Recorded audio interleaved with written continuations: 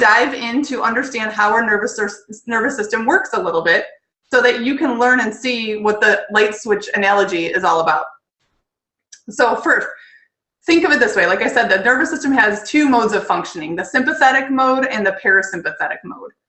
So I'm going to kind of take you through a little exercise. First, I want you to imagine yourself standing in your kitchen with a sink full of dirty dishes and food left over, plates all over on the stove and everywhere, the TV turned on in the other room, your dog barking at the back door because he sees a squirrel running by, and then your son or daughter comes running in the house flipping out because they can't find their folder for school and they can't find where their homework is. So that right there is what we call the sympathetic response. So this is like your light switch has been turned on. Another way to think of it is the fight or flight response. It really is triggering all of your energy and resources in the body to focus on your environmental stimuli and put attention towards the sensory perception of your sight, your sound, your vision, your taste. All of those senses, those five senses that we think of, are like cranked way up to maximum volume. So that is beneficial when it comes to saving your life or when there's a genuine threat. However, those responses are often activated simply from having a worried thought or even a quick movement. So we'll talk a little bit more about what triggers a sympathetic response, but just think of that as, light switch turned on, volume cranked way up on all of your senses. And now take a moment to compare. The other side is the parasympathetic response. So imagine if you're just closing your eyes and you're peacefully reclining on a lounge chase on the beach, a private secluded beach, and there's the soft sand maybe underneath your toes, the warm sun sprinkling on your face and your body, blue sky, maybe a cloud or two passing, and it's nice and peaceful. The only thing around you is the soft rolling waves of the ocean.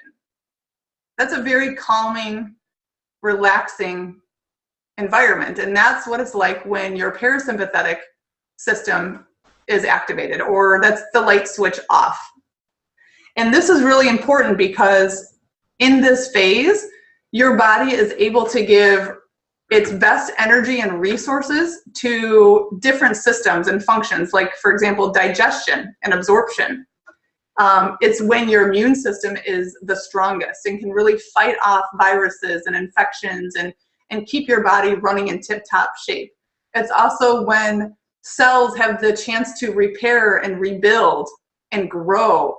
So especially for young children and children growing, the parasympathetic or light switch off phase is crucial in their healthy development.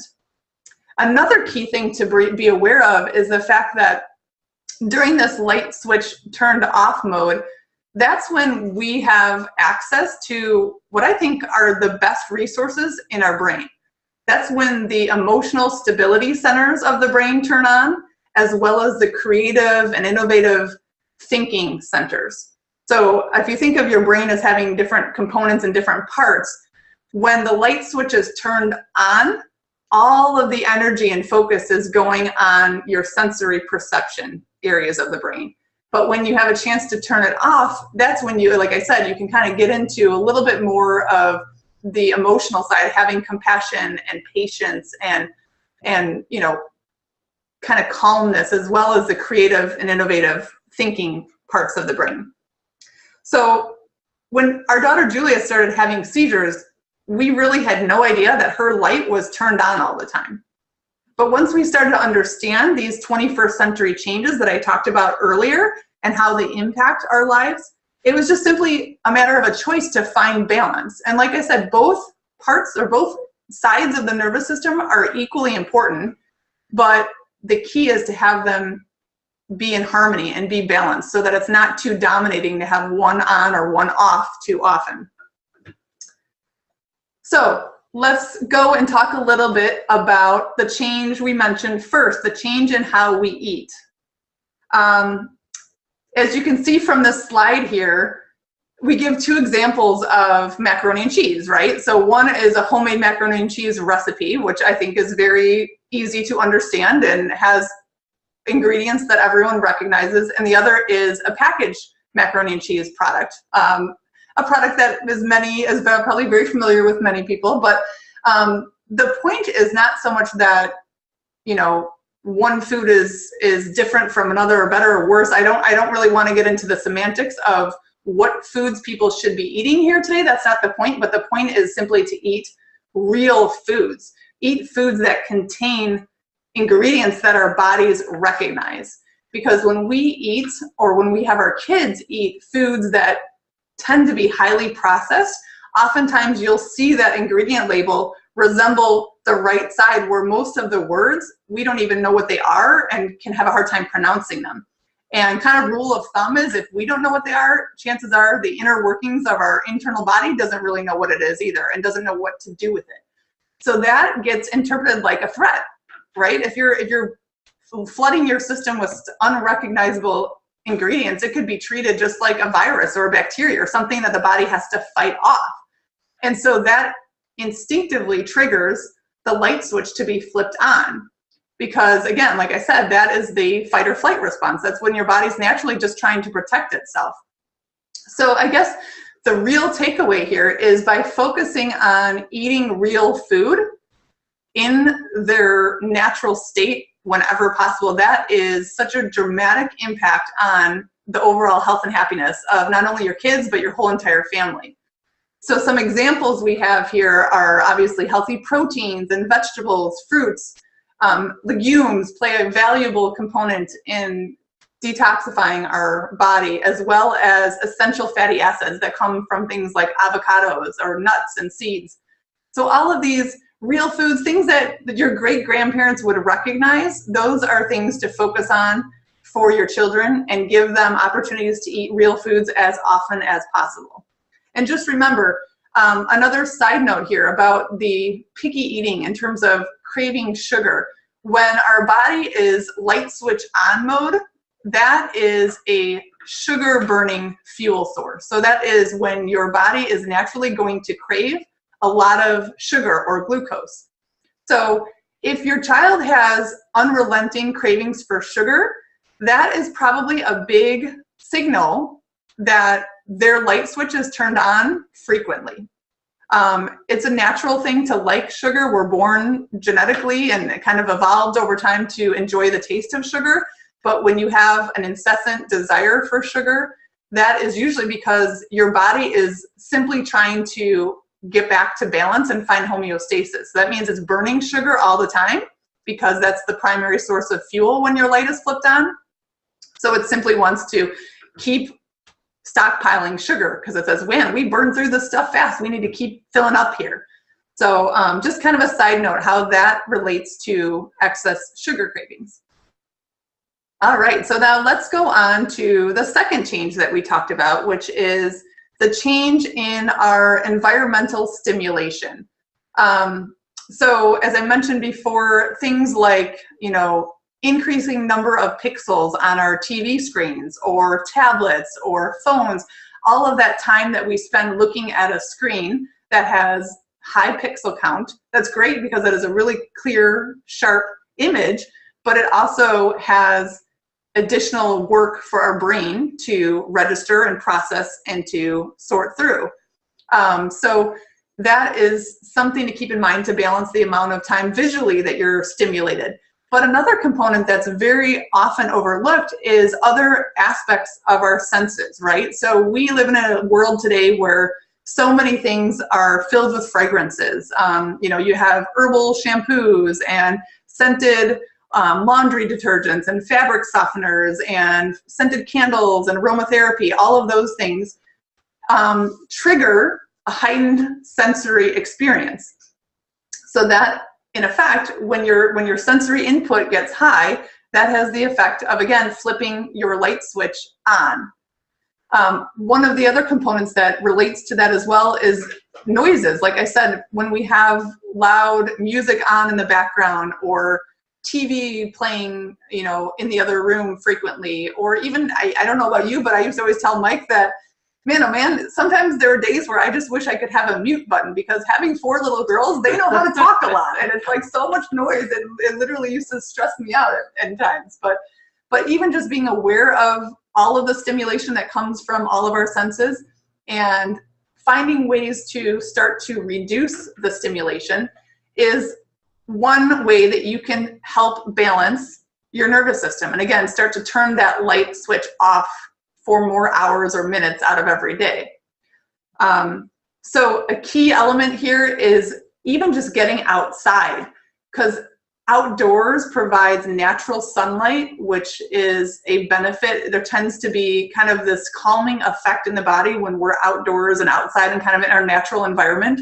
So the more hours that you can spend outdoors where you're not under artificial lighting, also removing, like I said, some of those fragrances, using maybe unscented shampoos, or taking the candles out of the house, or, you know, just using less perfume and things like that. Those are all stimulating effects, not only for adults, but also for your children. I found that one of the key elements for Julia is, as soon as we discovered this, we started using unscented laundry detergents and dish soap and everything, because anytime she would be sleeping all day on a pillow or sheet cover that was, you know, clearly smelled like Dawn Fresh or whatever, even though it smells good, I like it, but that is a stimulating effect on her nervous system. So one way to kind of balance that and calm that is to remove some of the stimulation. Another thing that's helpful is to start to minimize either screen time or dim lights before bedtime. Kind of allow your child the space to start to reduce and calm down the sensory stimulation in their environment, especially as they're preparing to rest and go to sleep for the night. All right, so the third major change in our society today is how we learn. And I mentioned the statistic before that on average, a child has an additional 500 hours each year of structured time. And I want to stress that this is very important to have structured time, because I know we say oftentimes for younger children, they thrive when having structure introduced into their environment, having nap time schedules and things like that. And that is true, because again, the key here is balance. But what seems to be the growing trend is that as kids enter elementary school and grade school and kind of progress on their journey, there is less and less time allocated for unstructured activities and more time spent in structured activities. And let me kind of clarify for a moment what we mean when we say structured versus unstructured. So a structured activity is essentially where, I think of the easiest way to describe it is an activity or a time spent where somebody else is kind of setting the expectation or the objective for the time, right? So obviously time spent in school for the most part is structured time for children. I mean, with the exception of recess or maybe lunchtime, usually there's a teacher or an aide or someone kind of setting the objective and the, you know, the direction for how to utilize their time. Time even spent doing homework at home. So it's not necessarily time out of the house, but it's time spent doing homework, because again, there's an external objective or goal that has been set by someone else to achieve. Also, time spent in organized sports classes or teams, as well as music lessons. Those are all structured activities as well. And again, let me emphasize that structured time is valuable, and it does provide tremendous learning opportunities for our children. The important thing to keep in mind, though, is that it doesn't become overwhelming or imbalanced. Because like we said before, when you have that opportunity for unstructured time, that is when you tend to have the ability to turn the light switch off, because you're not trying to kind of rise to the occasion or meet some external objective. You're kind of just being who you are and in your natural state. And kids naturally are very creative and innovative. And that is when those creative and innovative parts of the brain are turned on and utilized. So as the kids get older, it's important to practice and allow opportunities for free time. And when I say free time, it can be, you know, sometimes people say to me like, well, if I leave my son and daughter alone and don't, if they're not in a class or not, you know, with a structured plan, they drive each other crazy and they get in fights and it turns into a disaster. And that can be true because, quite honestly, I think that takes practice. Learning how to self-monitor and kind of be self-driven and kind of entertain yourself is not something that is inherently natural for kids. They have to kind of learn how to be motivated on their own. But that is something that as they get older, it's important to continue to include, even if it's time, spent filming movies or journaling or, playing with Legos or building forts or making I know my brothers growing up used to love making dirt bike ramps and all these races and stuff over the neighborhood.